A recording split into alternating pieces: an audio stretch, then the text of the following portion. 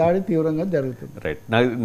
నా అబ్జర్వేషన్ ప్రకారం బీఆర్ఎస్ నేతలు బండి సంజయ్ని టార్గెట్ చేసినట్టుగా బీజేపీలో ఇంకా ఏ ఇతర నాయకుడిని కూడా ఎవరు అవును, ఎందుకంటే ఎందుకంటే బండి సంజయ్ కూడా గట్టిగా మాట్లాడతాడు కాబట్టి ఆయన కూడా అనకపోతే క్రెడిబిలిటీ కూడా ఉండదు కాబట్టి అంటూ ఉంటారు. కానీ మిగతా వాళ్ళను అంత క్లాష్ ఏమి ఉండదు.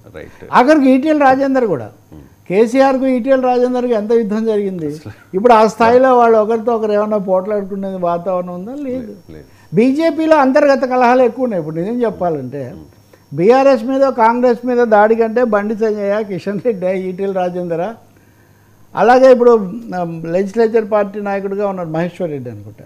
మహేశ్వర్ రెడ్డి, ఇంకో రెడ్డి, వీళ్ళ మధ్య సో విపరీతమైన కలహాల కుంపట్లాగా బీజేపీ ఇప్పుడు తయారైంది. అందుకనే వాళ్ళు ఒక పూర్తి స్థాయి నూతన అధ్యక్షుడిని కూడా నియమించలేని ఒక దురవస్థలో ఉన్నారు.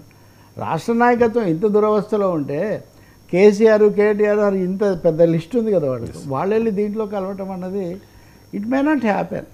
తెలంగాణ జాతిపిత కేసీఆర్ అని చెప్పి క్లెయిమ్ చేసుకునే పరిస్థితి దగ్గర నుంచి ఆ పార్టీకి కనీసం ఒకటంటే ఒక పార్లమెంట్ స్థానం రాని పరిస్థితికి బీఆర్ఎస్ వచ్చేసింది. ఒక రకంగా చెప్పాలంటే కాంగ్రెస్ పార్టీ అప్పుడు అసెంబ్లీ ఎన్నికల్లో చేసిన ప్రచారాన్ని ప్రజలు ఎక్కువ నమ్మారు సార్. బీజేపీ, బీఆర్ఎస్ ఈ రెండు పార్టీలు ఒక్కటే అనేది. సో నిజంగా మీరు చెప్తున్నట్టుగా బీఆర్ఎస్ నిజంగా బీజేపీలో యాడ్ అయితే అది యాడ్ అవుతుందా లేకపోతే మైనస్ అవుతుందా కాంగ్రెస్? Big question. వాళ్ళిద్దరు కలిస్తే అప్పుడు వీళ్ళకి అది కోరుకుంటారని ఇక్కడ అర్థమెటిక్, నాకు తెలిసి ఇక్కడ అర్థమెటిక్ వర్కౌట్ అవుతుంది. రైట్. ఎప్పుడు 1+1 కాదండి రాజకీయాలు. అది కరెక్టే, వాల్యూ అడిషన్ ఉంటుంది, నష్టం కూడా ఉంటుంది. వాళ్ళిద్దరు ఒకటే అనుకుంటే ఒక విధంగా తీర్పిస్తారు. మీరు రెబెల్గా ఉన్నారన్నప్పుడు నేను ఒక విధంగా ఉంటాను, ప్రజలు అంతే తీసుకుంటారు. బట్ ఒకటి క్లియర్గా కేసీఆర్ ఒక దశలో అంతా మోదీ మీద నిప్పులు కక్కి ఎన్నికలు వచ్చేసరికి పూర్తిగా తగ్గారన్నది ప్రజలు చూశారు. అవిశ్వాసం వచ్చింది అక్కడ, అది స్పష్టమైపోయింది. ఇంకా తర్వాత కవితకు కూడా 2 రోజులకు బెయిల్ రాకపోవటం ఒకటండి. కవితకు బెయిల్ రాకపోవటం ఆ కుటుంబానికి బాధ, అసౌకర్యం గురించి మనం అనుకోవచ్చు.